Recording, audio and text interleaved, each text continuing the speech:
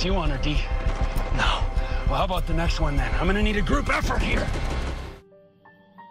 Hey guys, Kiwi here. In this video, I'll be discussing the character Tara, along with the situation that she's in during Season 8, Episode 14 of The Walking Dead. Still gotta mean something. With that being said, major warning of spoilers for everything in the show up to Episode 813, and let's jump right into this.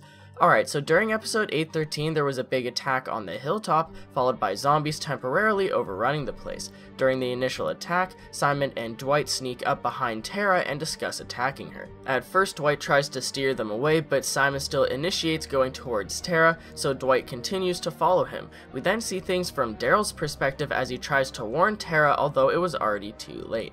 Dwight shoots her in the shoulder with an arrow, she falls against a vehicle, Simon and Dwight run away. So from our point of view, Daryl is pretty much convinced that Dwight is a traitor, just playing both sides so he can choose the winner at the end of it all. It's funny because currently Daryl is actually more mad at Dwight than Tara is, even though Tara was the one who got shot. Ever since Dwight steered the saviors away from them at that swamp on the way to the hilltop, Tara has opened up to believing in Dwight actually being an ally, and thank God for that. So, Tara's actor was on Talking Dead for episode 813, and they did confirm that we will find out Tara's fate next episode, as you could probably guess. So although they didn't really hype this up too much, was the arrow that Tara got shot with covered in zombie guts? Is Tara infected? Will Tara die? As of the end of episode 813, they are left supposedly believing that Tara is infected, considering everyone else is dying due to the infection, but Tara isn't showing any symptoms yet. Tara seems surprisingly at peace with what's happening, although Daryl and everyone else didn't quite know how to tell her.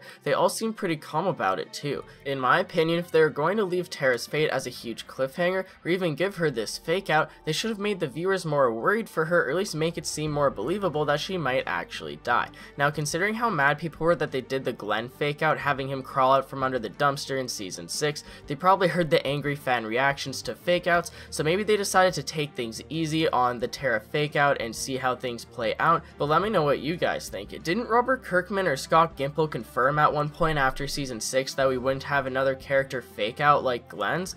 Anyways, Daryl is understandably mad at Dwight considering how he saw Dwight shoot Tara, but what if Dwight actually did that to spare Tara's life? What if episode 814 shows the scene over again, but more from Dwight's angle? What if it shows him contemplating whether or not to shoot Tara with an infected arrow? We could see it from his side, making it more obvious that he decided to spare her life.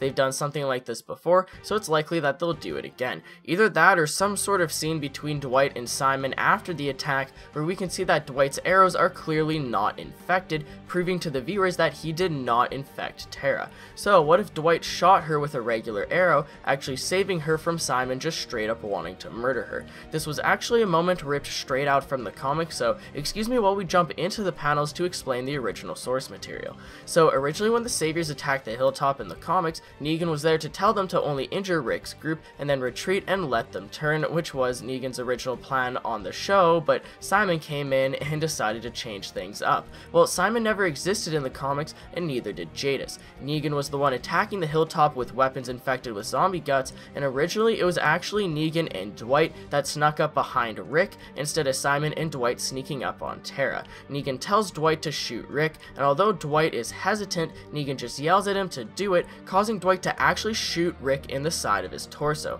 I'll discuss all the differences between the show and the comics when I compare the two counterparts in a future video, but the key point to take away here is that although Dwight didn't want to kill Rick, he still shot him in front of Negan in order to fake prove his loyalty to him, which actually causes Negan to retreat from the hilltop, thinking that Rick is as good as dead. In the comics, they realize that Negan infected his weapons, causing all the injured people to turn as well. Right after they put 2 and 2 together, one of the issues ends off on a cliffhanger of everyone thinking that Rick is infected and possibly going to die. I'm surprised that they've decided to give this moment to Tara, but I feel like Tara will survive just like Rick did in the comics. Now, Tara and Daryl have already started to come to terms with Dwight being on the same side as them, and Tara even tried defending him against Rosita and Daryl multiple times. If Tara survives and it turns out that Dwight did shoot her in order to save her from Simon, this will once and for all prove to them that Dwight can be trusted. This is all a part of the big story arc of learning to trust Dwight and welcome him onto our side as he changes and evolves as a better person.